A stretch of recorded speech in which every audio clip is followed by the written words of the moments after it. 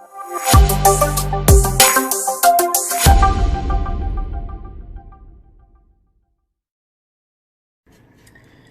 guys, it's Jessica, and today's video is another life update. Sorry if there's so many of them recently. It's just things are getting crazy over here in Korea in regards to the virus and school starting. So yeah, let's get to it. So over here, the virus is still, since the incident with the man in Itaewon that I mentioned in my previous life update video, we've still have been getting a lot of new cases. I believe maybe yesterday there was around 35 new cases in all of Korea, when at the beginning of the month there was like 10 or less new cases before the incident with the guy in Itaewon. So that's nice. So it's that's causing everyone to go back into the crazy mode of like, you gotta have the mask on all the time, anywhere, any place, anytime. My coworkers have become more worried as well, so it's a little more intense at the school. Sorry, side note, I apologize for not posting a video last week. There was no real inspiration. I had no idea what to record, since all I really did was just go to work, go home, and the whole virus thing was making it so I couldn't go do anything really. But yeah, so sorry about that. But back to what I was talking about. Yeah, in my school, if you had seen my previous life update video, I mentioned that students would be starting to go to school this month. And last week, Wednesday, for elementary school, grades 1 and 2 started coming to school. So since then, at my school, all the teachers have to check their temperature with the forehead temperature thermometer. I don't know exactly what it's called, but check it, and then we have to write it before we can enter the school, just to be safe. And in the mornings, all the teachers wait outside. So we have to arrive so early to prepare everything, but we wait outside. For when the students start coming, we have to check their temperatures, help them get like their school slippers on, make sure they use the hand sanitizer when they enter the school.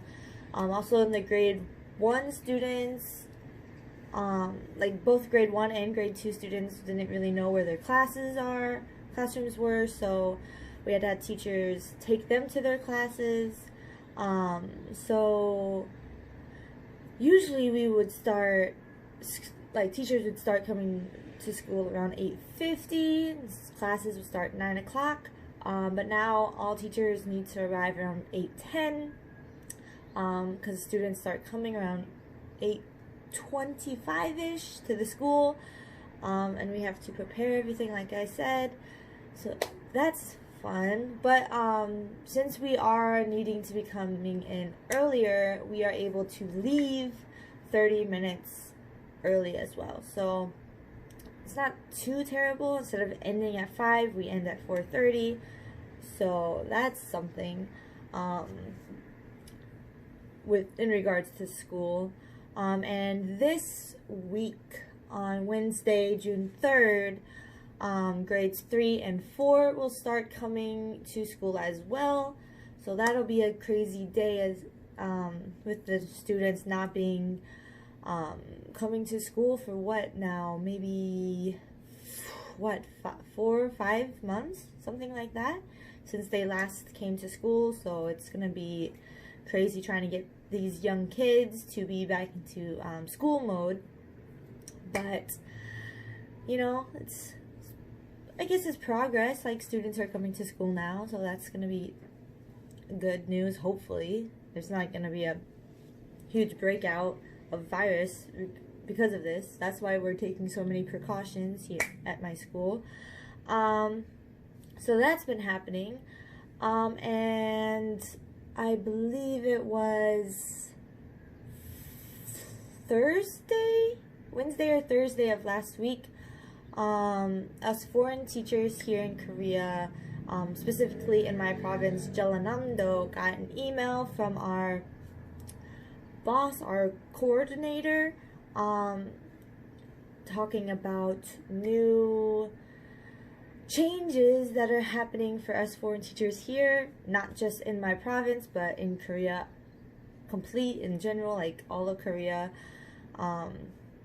If you're getting a job through the government program EPIC or JLP, I'm not sure if there's other programs, but if you are getting a teaching position through the Korean government, these changes most likely will apply to you.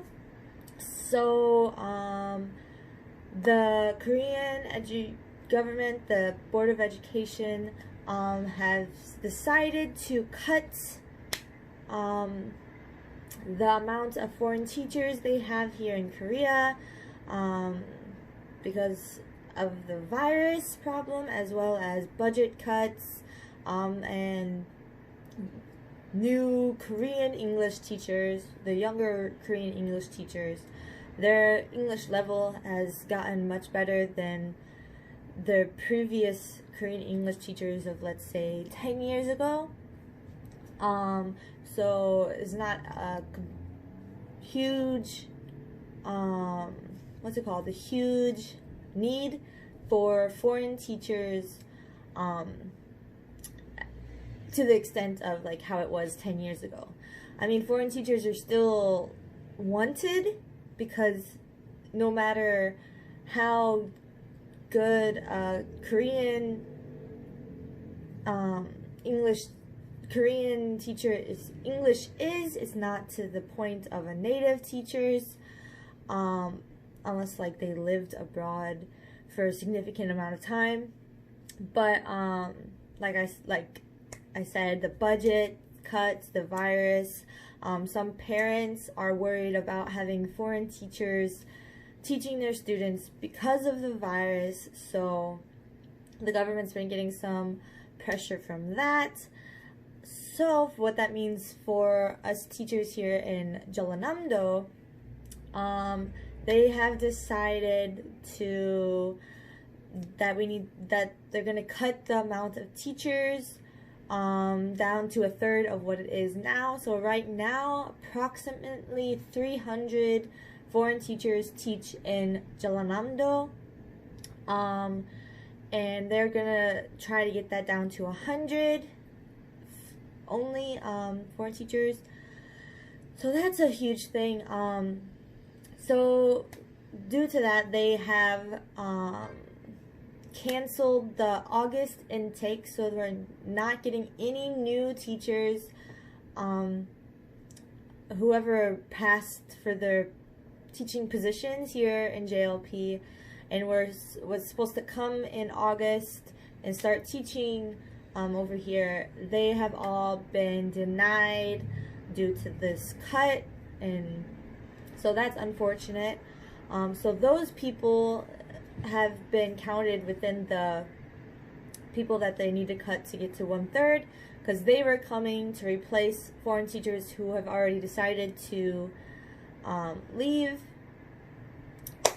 So that's typically maybe there's around 40 to 50 new intakes, I would say, just from my group intake. We had about 40 teachers, so that's not that many people that have been accounted for the 200 or so teachers who need to be cut. So we're all the teachers who are still here, are a little nervous. We still have that problem, and we also have teachers who had already decided that they wanted to go back to America at the end of their contract. So those teachers, whoever leave now, instead of renewing their contract, those people are going to be counted because they're not going to get a replacement teacher. So that's a big stress right now, all of the foreign teachers have been talking about. On top of that, we've also had changes in our contract in Jeollanam-do.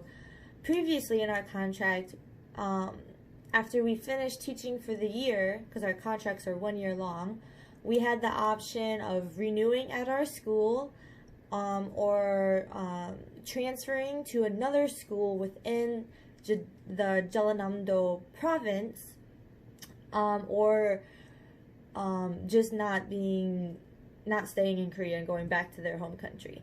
But now we only have the option of renewing at your school or going back to your home country, like leaving Korea. So that's the only two options now. Luckily for me, I was already planning on renewing at my school. I really like my school, my coworkers, my apartment placement, my city, people around me, my little community here is perfect. So I really like this place. So it's not affecting me that much, but sorry, it's not affecting me that much, but I have a couple of foreign teacher friends who were planning on transferring within Jeollanam-do, as well as I have a couple of friends who will be going, who wanted to have reapplied through EPIK to go teach in Seoul or a bigger city, like getting out of the province. And they've all been rejected because they don't, like I said, the Korean government's not accepting new intakes of any form, so that's unfortunate. That's happening. And another thing in regards to renewing, even if the foreign teacher wants to renew and our school wants to renew the contract with us, they want to keep us, if we both say yes, it still depends on the Board of Education office on who is going to be able to actually renew the contract or not, because they, like I said, they have to cut around 200 foreign teachers. And I'm not sure how they're planning on doing that.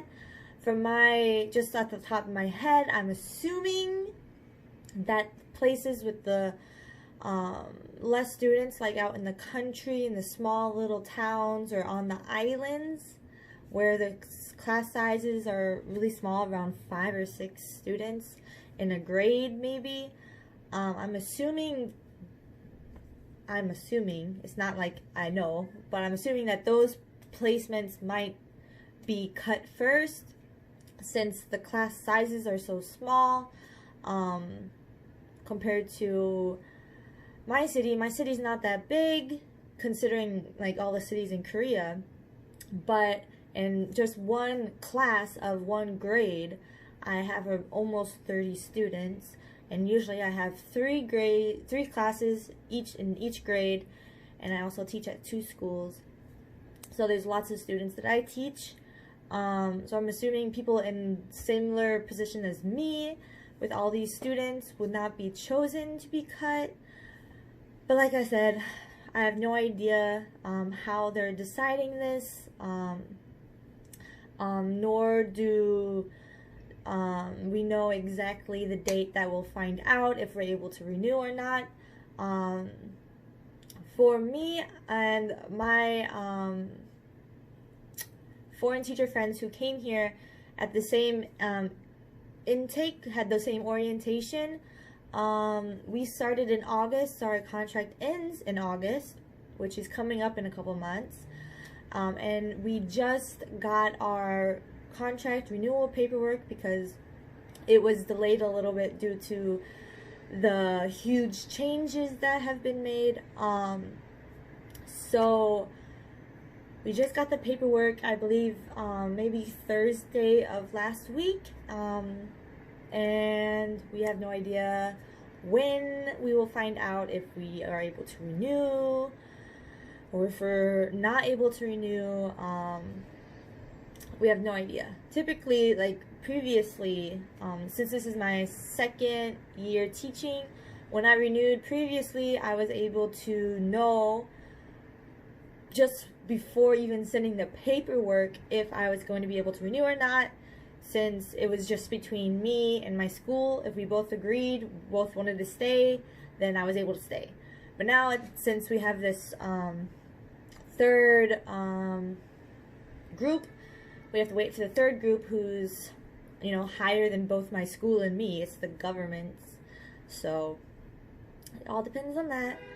So like I said, all of the teachers here have been super stressed due to that. These perfectly good news, you know. Not much we can do about it, but yeah, it's crazy. And one other thing that the Korean government has decided, starting June 1st, so tomorrow, any foreigners, I believe it's any foreigners, or it may be any foreign teachers, if we want to leave Korea for a trip or to go back to their home country to see family, or whatever, we have to get permission within 48 hours, I believe, 48 hours of leaving. Oh wait, is it 48 hours? I'm sorry. Let me check something. Pause for a second. Okay, sorry about that. I was just checking again through the email, and it doesn't say the exact timing that we need to be getting permission, but I'm assuming you have to have permission before you can buy your plane ticket.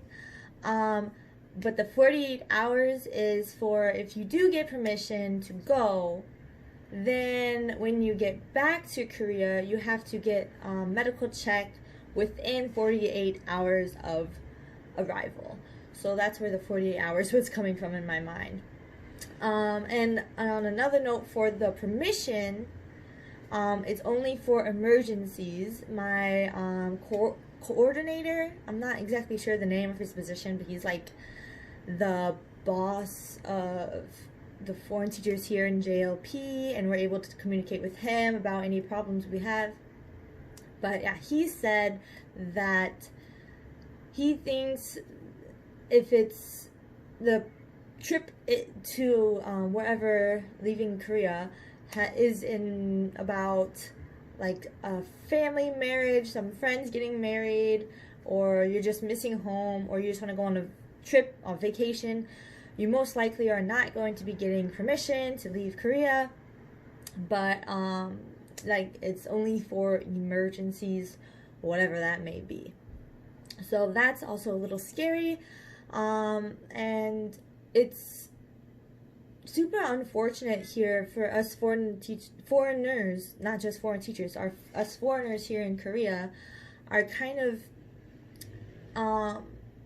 not too badly over here in Jeollanam-do, but throughout Korea we've been kind of blamed, I guess you could say, for the virus, even though I've never had the virus. I haven't met anyone who's had the virus. I don't know anyone who's had the virus. And I'm obviously not from China. No offense to anyone from China. Obviously, it's not your fault for the virus either.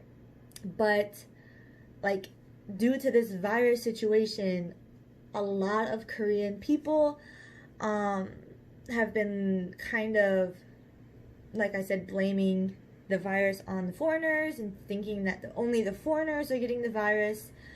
For example, what I said earlier about parents not wanting foreign teachers to be teaching at the school, which doesn't really make sense, because if the foreign teacher is here in Korea, living in the same city as their co-workers who are Korean, like, what's the difference between the Korean teachers and the foreign teachers?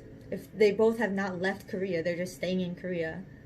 It doesn't really, you know, it doesn't make any sense that the parents are worried about the foreign teachers but they have no worries or complaints about the Korean teachers, you know?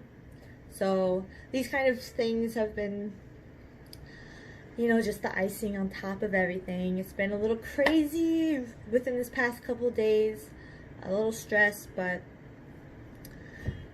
like I said, here in Jeollanam-do, I haven't really experienced any problems being a foreigner related to the virus situation. No one has been like seeing me and like crossing the street or anything like that, which is crazy. I've heard about that happening, but yeah, so I personally don't have any experience with that, but like I said, I've heard of these things happening. I'm assuming it's probably more so in like Seoul or Busan, like the big cities. I would assume that's where it's happening, since I'm in like the country area of Korea. But it's just ridiculous what's happening over here. So that's the big changes in regards to being a foreigner and a foreign teacher here in Korea. And that's the updates I have for you right now. But yeah, so if you're a foreign teacher over here and you're worried about it, like, there's nothing we can do. We can only just sit and wait and hear what's gonna happen, what the decision is, and make plans based off of that. But yeah, so for me personally, I'm just, like I said, waiting, trying not to think too much about it because it's out of my hands. No matter how much worry I put on it myself about it, it's just gonna make me tired and mentally exhausted and everything. So, you know, just out of sight, out of mind, at least for the moment, until, like I said, we hear the decisions, what's decided, who's cut, who's staying, who's renewing. But yeah, so that's what's happening over here in Korea. I heard it's been crazy in my home state, Minnesota. I'm sure all of you have heard about what's happening over there, so I'm just hoping that everyone, no matter where you are, who you are, whatever, please be safe, and be safe, be kind. No one needs to be judging anyone about anything, regardless of what's happening around in the world. So have a great day and be safe and healthy. Bye bye.